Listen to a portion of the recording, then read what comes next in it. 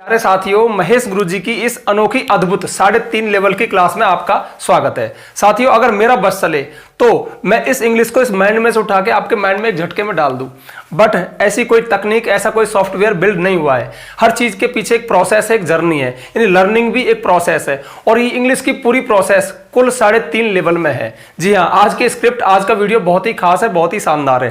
देखिए, आज हम ये देखेंगे कि जब कोई इंग्लिश सीखना शुरू करता है तो उसे इंग्लिश के 3.5 लेवल में से गुजरना होता है। तो आज के वीडियो में हम फटाफट एक हॉलीवुड मूवी की तरह से फटाफट चीजों को देखेंगे कि कैसे पहला लेवल होता है, फिर दूसरा होता है, फिर तीसरा होता है, फिर तीसरे से 3.5 लेवल होता है। अब सबसे खास बात यह है कि आपको उन लेवल्स में अपने आप को फाइंड आउट करना है, अपने आप को खोजना है, देखना है। हर लेवल पे खास तरह की बातें चलती हैं, एक खास तरह के वर्ड्स मेरे मुंह से निकलेंगे, तो आप देखना कि क्या आपके मुंह से भी ऐसे वर्ड्स इंग्लिश को सीखते समय निकलते हैं। तो कहीं ना कहीं आज का वीडियो बहुत अच्छा है, यानी इंग्लिश को एक जर्नी के रूप में दिखाएगा, एक यात्रा के रूप में दिखाएगा, एक प्रोसेस के रूप में दिखाएगा। मतलब कहीं ना कहीं हम पूरी इंग्लिश को इस छोटी सी वीडियो में एक साथ समेटेंगे। देखिए, मेरी हर स्क्रिप्ट, हर वीडियो के पीछे कोई ना कोई सीक्रेट होता है। इस वीडियो के पीछे का सीक्रेट यह है कि आपका इंग्लिश में इंटरेस्ट पैदा करना। आज के वीडियो में सच बोलूं, या तो आप क्विट कर जाओगे, यानी उन भारी भरकम वर्ड्स को देखकर अरे छोड़ो यार, हमसे नहीं होगा, या फिर आपका एक जबरदस्त इंटरेस्ट इंग्लिश के अंदर आ जाएगा। देखिए, थोड़ी मेहनत तो लगती है, चीजें धीरे धीरे हमारे अंदर जानी पहचानी होती हैं, एक दिन में कुछ नहीं होता। तो चलिए वीडियो शुरू करते हैं। उससे पहले एक हल्की सी जानकारी है, आपके महेश गुरुजी अब प्ले स्टोर पर भी अवेलेबल है। हमने हाल ही में प्ले स्टोर पर महेश गुरुजी नाम का ऐप लॉन्च किया है। उसमें हमने सबसे फर्स्ट में एक कंप्लीट इंग्लिश ग्रामर कोर्स को डेवलप किया है, जो 90 डेज का कोर्स होगा। यानी 90 डेज में हम इंग्लिश ग्रामर के सारे टॉपिक्स को A to Z, basic to advance cover करेंगे। तो जिनको भी महेश गुरुजी की कंप्लीट इंग्लिश ग्रामर चाहिए, वो अभी प्ले स्टोर में जाएं, महेश गुरुजी ऐप को डाउनलोड करें और उस कोर्स को देखें। अभी नहीं, पहले इस वीडियो को देखो। ये वीडियो उस कोर्स से भी ज्यादा काम का है, यानी ये कहीं ना कहीं इंग्लिश को आपके सामने एक तस्वीर की तरह रख देगा। तो चलिए वीडियो शुरू करते हैं। तो चलिए देखते हैं इंग्लिश की जर्नी के 3.5 लेवल कौन से, यानी जब हम इंग्लिश ग्रामर में जाते हैं तो 3.5 लेवल कौन कौन से जिनसे हमें गुजरना होता है। तो इन जब मैं लेवल्स की चर्चा करूंगा तो आप अपने आप को उस जगह पर खड़े होकर देखना कि आपका लेवल क्या है। हाँ, वीडियो शुरू करने से पहले एक रिक्वेस्ट है, यदि मेरी इस वीडियो को कोई इंग्लिश के विद्वान महोदय देख रहे हैं तो उसमें कमी ना निकालें, मुझे दोष ना दें कि यार क्या आपने इंग्लिश की खिचड़ी बना दी, 3.5 लेवल आप इस तरह की बातें कर रहे हो। देखिए, मैं आपको साफ साफ शब्दों में बता दूं, मेरा उद्देश्य है हर लर्नर को, हर स्टूडेंट को सरल भाषा में इंग्लिश को सिखाना। यानी कोई अगर इस तरह से ना सीखे तो इस तरह से सिखा दो, ऐसे ना सीखे तो ऐसे बोल के सिखा दो। मतलब कैसे भी करके हर स्टूडेंट को इंग्लिश सरल होनी चाहिए, उसे लगे कि यार बहुत इजी है, हम सीख सकते हैं। इसलिए मैं इस तरह के स्क्रिप्ट तैयार करता हूं ताकि आपका इसमें इंटरेस्ट आए, आप सीखो। और देखिए, सीखने का तो एक ही वेद वाक्य है, चीजें तभी जानी पहचानी होती है जब बार बार हम उनके पास जाएं, यानी बार बार उनसे बात करें, उनको शेयर करें, उनको लिखें, पढ़ें, तो चीजें कहीं ना कहीं हमें नॉर्मल लगने लग जाती हैं। तो चलिए अब देखते हैं। देखिए, पहला लेवल है राम राइट्स पोएम्स, राम कविताएं लिखता है। इस लेवल पे क्या होता है, इस लेवल पे कोई भी इंग्लिश का सेंटेंस हमारे सामने आया, हम आसानी से उसको रीड कर लेते हैं, यानी उसका हिंदी ट्रांसलेशन कर लेते हैं। और कोई छोटा मोटा सेंटेंस हिंदी का हो, हम उसकी इंग्लिश में ट्रांसलेशन कर लेते हैं। तो यहाँ पे जो ये लेवल है ना, ये फर्स्ट लेवल होता है, और मोस्ट ऑफ व्यक्ति इसी फर्स्ट लेवल पे होते हैं। एक खास बात और मैं आपको बता दूं, हमारे जितने भी इंग्लिश स्पोकन वाले व्यक्ति हैं, यानी जो भी इंग्लिश को धड़ल्ले से बोल लेते हैं, वो सभी फर्स्ट लेवल पे ही होते हैं। यानी एक एटमॉस्फेयर से, एक माहौल से इंग्लिश बोलना तो उन्हें आ जाता है, इंग्लिश समझना उन्हें आ जाता है, बट इंग्लिश के पीछे की बारीकियां, यानी वो सेंटेंस तो धड़ल्ले से बोल रहे हैं, बट उन सेंटेंस के पीछे क्या स्ट्रक्चर है, क्या वर्ड है, क्या नाउन है, क्या फ्रेज है, क्या प्रेडिकेट है, क्या सब्जेक्ट है, उन्हें कोई मतलब नहीं। बस वो बोल लेते हैं, वो लिख लेते हैं, वो समझ लेते हैं, सुन लेते हैं, उनका काम चल जाता है। तो मोस्ट ऑफ लोग इसी फर्स्ट लेवल पे होते हैं। बट जिनको इंग्लिश में गहरा जाना है, इसको एक कॉम्पिटिटिव लेवल से तैयार करना है, इंग्लिश ग्रामर में जिनका इंटरेस्ट है, वो फिर अंदर जाते हैं, वो चीजों के पीछे चीजें क्या हैं उसे देखने की कोशिश करते हैं, और उस चक्कर में फिर पूरी ग्रामर एक प्याज के छिलके की तरह हमारे सामने खुलती चली जाती है। तो फर्स्ट लेवल में क्या है, हम सिर्फ एक ट्रांसलेशन कर लेते हैं, हम पढ़ लेते हैं, हम लिख लेते हैं, इतना ही होता है। इसके बाद आता है हमारा लेवल नंबर 2। लेवल नंबर 2 जिसका होगा, देखिए यहाँ पे अपने आप को खड़े होकर देखना कि आप कहाँ पे हो। लेवल नंबर 2 पे जो व्यक्ति होगा, उसके सामने जैसे कोई सेंटेंस आएगा, वो उसको ट्रांसलेट तो कर लेगा। ट्रांसलेट तो देखो पहली आवश्यकता है, ये तो हम करते ही हैं, बट उसके बाद वो आपको बताएगा कि ये एक सेंटेंस है, क्योंकि इसमें एक सब्जेक्ट है, एक प्रेडिकेट है। प्रेडिकेट वो पार्ट होता है जिसमें एक वर्ब अवश्य हो। ध्यान रखना, कोई भी ग्रुप ऑफ वर्ड सेंटेंस तब होता है जब उसमें एक सब्जेक्ट पाया जाए। सब्जेक्ट वो होता है जिसके बारे में कोई बात की जाए। प्रेडिकेट वो होता है जो बात की जाए, यानी सब्जेक्ट के बारे में जो बात की जाए वो प्रेडिकेट होता है। प्रेडिकेट तब होता है जब उसमें एक वर्ब पाई जाए, और सबसे खास बात यह है कि वो एक कंप्लीट सेंस दे। जैसे राम राइट्स पोएम्स, राम कविताएं लिखता है, तो इसमें एक इंफॉर्मेशन, एक जानकारी हमको दी गई राम के बारे में जो पूरी तरह से हमें समझ में आ गई। अच्छा, ऐसी बातें वो करेगा, मैं नहीं कर रहा, लेवल 2 वाला करेगा। इसके अलावा वो आपको ये बताएगा कि राम इसमें सब्जेक्ट है, राइट्स इसमें वर्ब है, पोएम्स इसमें ऑब्जेक्ट है, यानी सब्जेक्ट वर्ब ऑब्जेक्ट। एक सेंटेंस है, एक सब्जेक्ट है, ये एक प्रेडिकेट है। और हाँ, वो एक चीज और कर सकता है, वो इस सेंटेंस को पैसिव वॉइस में भी चेंज करके आपको बता देगा। तो देखिए, राम राइट्स पोएम्स, इसमें पोएम्स ऑब्जेक्ट है, इस ऑब्जेक्ट को यहां ले आएगा क्योंकि पैसिव वॉइस ऑब्जेक्ट शुरू होती है। तो पोएम्स आर, चूंकि ये प्रेजेंट इंडेफिनिट टेंस का सेंटेंस है, तो पोएम्स आर पैसिव वॉइस में हमेशा ही वर्ब की थर्ड फॉर्म आती है, रिटन बाय राम। एक सबसे खास बात मैं बताना ही भूल गया, वो सबसे पहले सबसे लपक के, मतलब जल्दी से तो इस बात को बताएगा कि ये प्रेजेंट इंडेफिनिट टेंस का सेंटेंस है, क्योंकि इसमें सब्जेक्ट के साथ मेन वर्ब की फर्स्ट फॉर्म आ रही है, और फर्स्ट फॉर्म में एस और एस टंगा है क्योंकि सब्जेक्ट सिंगुलर है। मतलब इस बात को तो बहुत जोर से बताएगा लेवल 2 वाला उसे, क्योंकि लेवल 2 तक हमें टेंसेज की अच्छे से जानकारी हो जाती है। हम एक्टिव वॉइस को पैसिव वॉइस में बदलना सीख जाते हैं, हम नरेशन के बारे में जान लेते हैं, हमें मॉडल्स का ज्ञान हो जाता है, यानी ये चीजें हमारे दिमाग में आ जाती है, हम इनको बदलने में पारंगत हो जाते हैं। हम कैन के यूज को अच्छे से रट लेते हैं कि कैन का यूज एबिलिटी कैपेसिटी को दिखाने के लिए किया जाता है, मे का यूज पॉसिबिलिटी के लिए किया जाता है। मतलब इस तरह की बातें जब हमारे दिमाग में चल रही होती है तो हम लेवल 2 पर होते हैं। और हमारे ज्यादातर स्टूडेंट्स जो 10th 11th 12th लेवल पे हैं, वो लगभग इंग्लिश ग्रामर में पैसिव वॉइस, नरेशन, मॉडल्स इनको धड़ल्ले से पढ़ते हैं, तो हम कह सकते हैं कि वो ज्यादातर लेवल 2 पे ही होते हैं। तो लेवल 2 आपको अच्छे समझ में आ गया होगा कि लेवल 2 में हम सेंटेंस को ट्रांसलेट तो कर लेते हैं,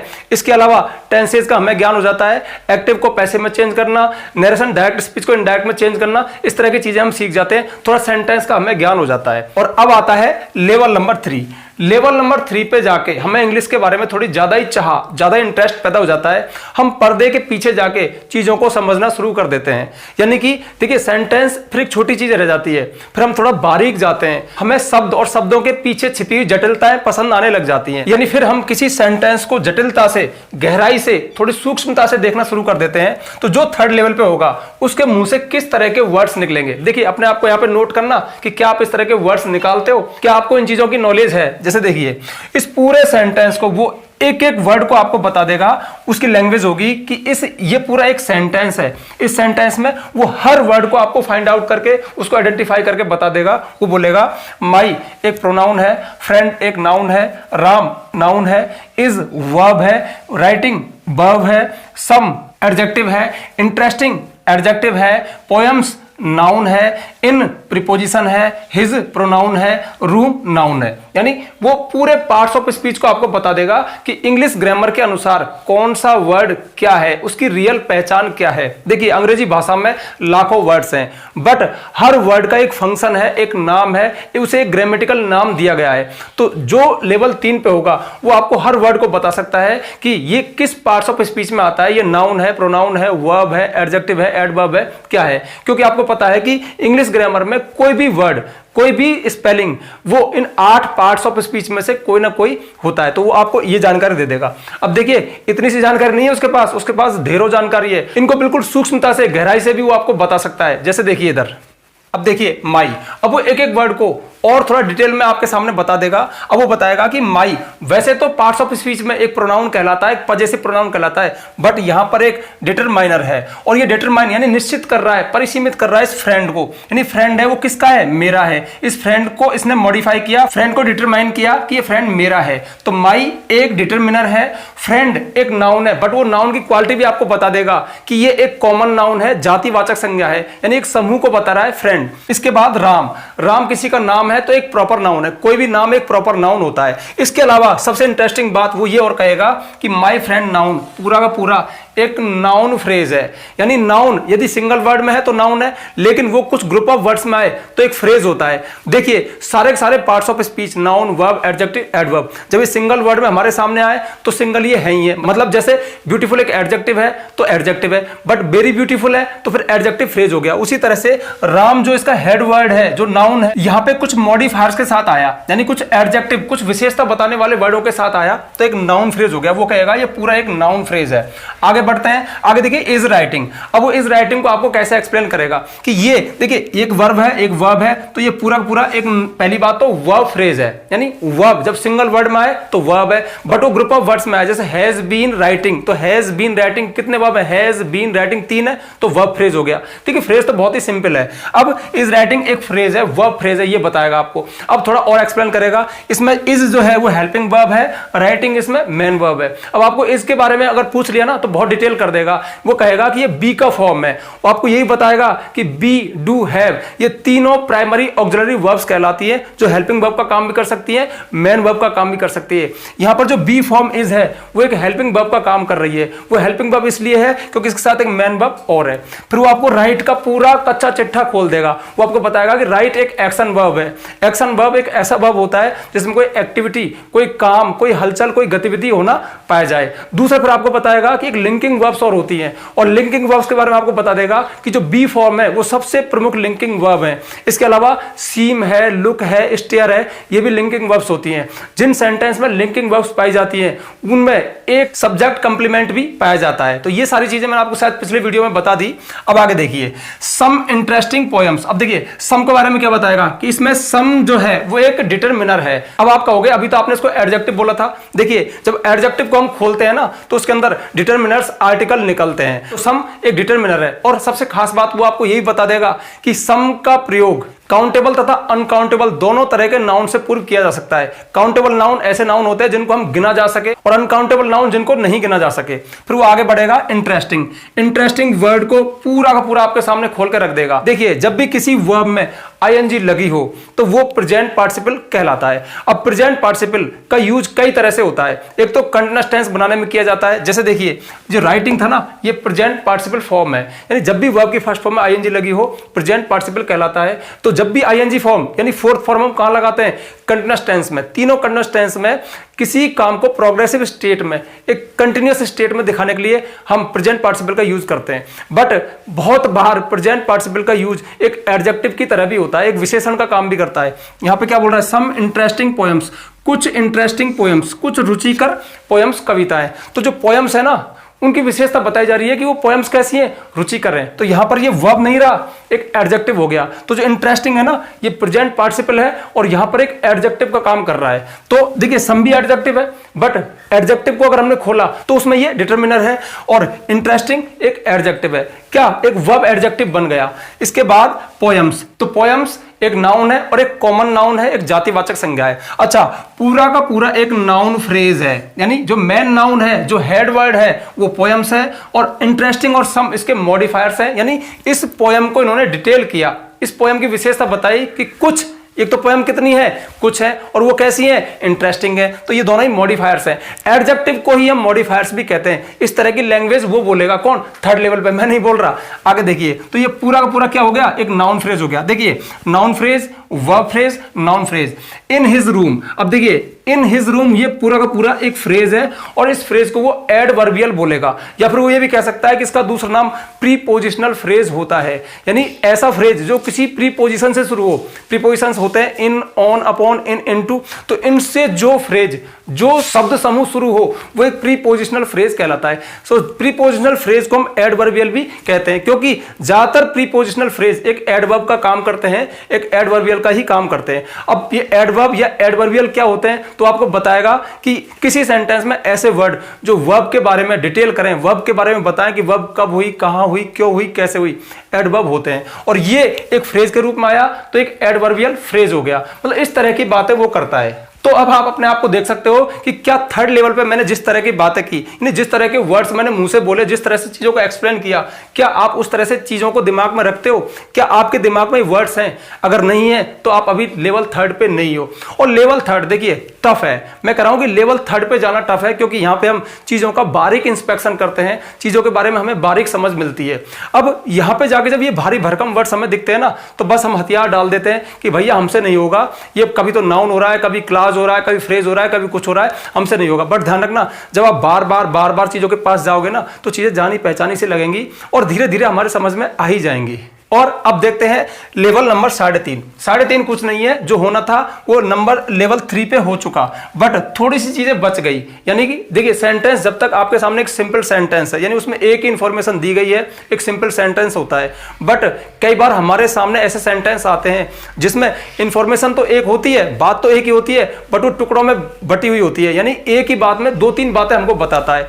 तब जाकर फिर हम क्लास पे आते हैं, फिर हम क्लाजेज वाले सेंटेंस देखते हैं। और बिना क्लास के इंग्लिश की कल्पना करना मुश्किल है, क्योंकि हमारे सेंटेंस हमेशा राम ईट्स मैंगो, राम आम खाता है, सीता कुक्स फूड, सीता भोजन पकाती है, इस तरह के तो रहने वाले नहीं है। हमारे सेंटेंस विस्तार लेते हैं, बड़े बड़े सेंटेंस होते हैं। हम बातों को इस तरह से बोलते हैं कि एक ही बात में हम कई बातें कर देते हैं। जब एक ही बात में हम कई बातें करते हैं तो फिर क्लास आ जाते हैं। जैसे इस सेंटेंस में देखिए, व्हेनेवर आई सी राम, जब भी मैं राम को देखता हूं, he keeps writing some beautiful poems in his room, तो वह अपने कमरे में कुछ सुंदर कविताएं लिखता रहता है। देखिए, जब कोई काम हम करते रहते हैं ना, तो कीप्स राइटिंग लिखता रहता है, कीप्स गोइंग जाता रहता है, कीप्स स्माइलिंग मुस्कुराता रहता है। तो एक तो नॉलेज आपको इसमें ये मिल गई। अब देखिए इसमें क्लॉजेस कहां है, तो देखिए व्हेनेवर आई सी राम, जब भी मैं राम को देखता हूं, ये पूरा तो एक सेंटेंस हो गया, क्योंकि इसमें एक ही बात बताई गई है कि जब भी मैं राम को देखता हूं, वह अपने कमरे में कविताएं लिखता रहता है। तो एक इंफॉर्मेशन दी गई है, बट वो इंफॉर्मेशन कुछ टुकड़ों में बटी है, यानी एक बात के साथ कुछ और बातें बता दी गई है कि जब भी मैं राम को देखता हूं। तो देखिए यहां पे एक क्लॉज हो गया। अब एक क्लॉज क्या होता है, एक क्लास में एक सब्जेक्ट एक प्रेडिकेट पाया जाता है, यानी एक सब्जेक्ट होगा, प्रेडिकेट में वर्ब तो होता ही है, तो एक सब्जेक्ट एक वर्ब पाया जाएगा। दूसरे वाले क्लास में भी एक सब्जेक्ट और एक प्रेडिकेट यानी एक वर्ब पाया जाएगा, बट वो दोनों ही समान इक्वल नहीं होते। उनमें से एक भारी होता है, एक हल्का होता है। जो भारी होता है वो मेन क्लास कहलाता है, क्योंकि वो एक कंप्लीट इंफॉर्मेशन देता है। बट जो हल्का होता है वो सब ऑर्डिनेट क्लास कहलाता है, क्यों, वो एक आधा अधूरा अर्थ देता है, वो एक कंप्लीट सेंस नहीं देता है। इसलिए उसका नाम एक डिपेंडेंट क्लास भी है, यानी आश्रित उपवाक्य, वो बेचारा आश्रित है एक मेन क्लास पर। तो देखिए व्हेनेवर आई सी राम, जब कभी भी, जब भी मैं राम को देखता हूं, क्या आपको एक पूरी इंफॉर्मेशन मिल गई? नहीं मिले ना, अधूरी इंफॉर्मेशन है। तो फिर ये एक सबऑर्डिनेट क्लास है, या हम कह सकते हैं एक डिपेंडेंट क्लास है। लेकिन he keeps writing some beautiful poems in his room, वह अपने कमरे में कुछ सुंदर कविताएं लिखता रहता है। अगर मैं इसको भी ना बोलूं, केवल ये बोलूं कि वह अपने कमरे में सुंदर कविता लिखता रहता है, तो इंफॉर्मेशन पूरी जा रही है नहीं जा रही है? जा रही है ना। तो फिर एक मेन क्लास है, इसे हम इंडिपेंडेंट क्लास भी कहते हैं, यानी स्वतंत्र उपवाक्य भी कहते हैं, क्योंकि ये स्वतंत्र है, ये पूरी तरह से कोई इंफॉर्मेशन दे सकता है। हम कह सकते हैं कि अगर मैं इसमें से इसको हटा दूं ना, केवल ये बचे, तो ये एक सेंटेंस भी है, क्योंकि सेंटेंस की क्वालिटी क्या है, एक सब्जेक्ट हो, वर्ब हो और कंप्लीट इंफॉर्मेशन हो।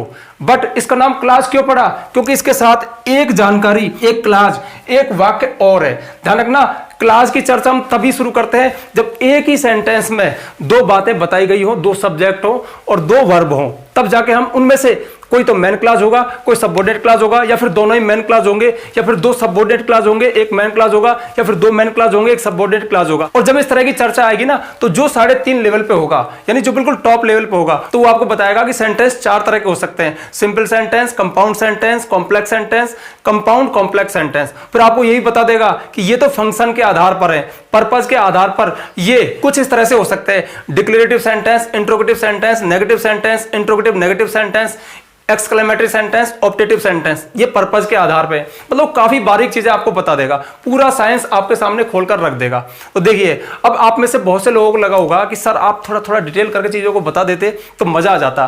भैया ये पूरी ग्रामर थी जो मैंने आपको बताई, तो एक ही वीडियो में डिटेल नहीं हो सकता, बस आपको एक तस्वीर दिखानी थी, आपको एक आईना दिखाना था कि चीजें इस तरह से गुजरती हैं। मतलब जैसे जैसे चीजें आगे बढ़ती हैं, विस्तार लेती हैं, वैसे वैसे उनके प्रति हमारी समझ बढ़ती चली जाती है, हम बारीकियों में चले जाते हैं, और जब बिल्कुल अंदर अंदर बारीकियों में जाते हैं ना, तब अंदर एक कॉन्फिडेंस आता है कि यार मैं फ्रेज को जानता हूं, यार मैं सबऑर्डिनेट क्लास को जानता हूं, यार मैं एडजेक्टिव को, उसके टाइप्स को जानता हूं। मतलब बहुत मजा आता है। शुरू में अटपटा लगता है, लेकिन जब जाते हैं ना अंदर और इन चीजों से खेलते हैं, गुजरते हैं, पढ़ते हैं, लिखते हैं, तो फिर भी मजा भी आता है। तो ये था वीडियो और ये थे 3.5 लेवल। अब आप इन लेवल्स में से किस लेवल पे हो वो खुद देख लेना। आप कितना चल चुके, कितना आपको चलना है, देख लेना। वैसे मैंने ये कसम ली है कि मैं इंग्लिश को सरल बना के छोड़ूंगा, मैं हर बच्चे को इंग्लिश सिखा के छोड़ूंगा। देखिए, सारा मैटर करता है कि आप किस तरह के वर्ड्स में चीजों को एक्सप्लेन करते हो। खुद मैंने भी देखा है, ऐसा नहीं है कि हम नहीं पढ़ते, हम भी पढ़ते हैं। हम भी, देखिए मैं इसलिए पढ़ता हूं कि कोई चीज है, कोई कॉन्सेप्ट है, कोई टॉपिक है, उसको सरल कैसे बनाया जाए। मेरी पूरी कोशिश बस यही रहती है कि चीजों को सरल कैसे बनाया जाए। तो मैं खुद ही पढ़ता हूं तो कई बार देखता हूं कि एक बात को एक राइटर ने तो बहुत टफ, बहुत जटिल शब्दों में बोला और एक राइटर ने उसी बात को बहुत सिंपल वर्ड में बोल दिया। तो देखिए, अब ये चीज कहां से आई? मैंने पढ़ा ना, मैंने मेहनत की ना। तो ऐसी बात नहीं, जब पढ़ते हैं, मेहनत करते हैं तो हमें सरल चीजें भी मिलती है। तो हमें थोड़ी सी मेहनत की आवश्यकता है, आपको डरने की बिल्कुल आवश्यकता नहीं है, चीजें सरल हो जाती है और मैं चीजों को सरल बना के छोड़ूंगा। और हाँ, एक खास बात और, देखिए मैंने काफी वर्ड्स का, काफी ग्रामेटिकल वर्ड्स का यूज किया, बट फिर भी बहुत सारे वर्ड्स, बहुत सारे टॉपिक्स का नाम नहीं आया होगा, रह गए होंगे। तो वो कोई स्क्रिप्टेड नहीं था, बस ऐसे ही मेरे माइंड में आइडिया आते हैं और मैं वीडियो तैयार कर देता हूं। अच्छा, वीडियो का पर्पस यही होता है कि आपका इंटरेस्ट आए, कैसे भी करके आपके अंदर एक इंटरेस्ट आए और आप चल पड़ो। तो अब जल्दी से वीडियो को लाइक कर दो, आपके लिए इतनी मेहनत की एक लाइक तो बनता है। ज्यादा से ज्यादा वीडियो को शेयर करना अपने फ्रेंड्स के बीच, ताकि उनको भी ये नॉलेज मिले। और हाँ, यदि आप चैनल पे नए आए हो तो चैनल पे आपका वेलकम है। चैनल को सब्सक्राइब करना, बेल आइकन प्रेस करना, ताकि आपको आने वाले वीडियोस के नोटिफिकेशन मिल जाए। मिलते हैं नेक्स्ट वीडियो में नेक्स्ट टॉपिक के साथ, तब तक के लिए बाय।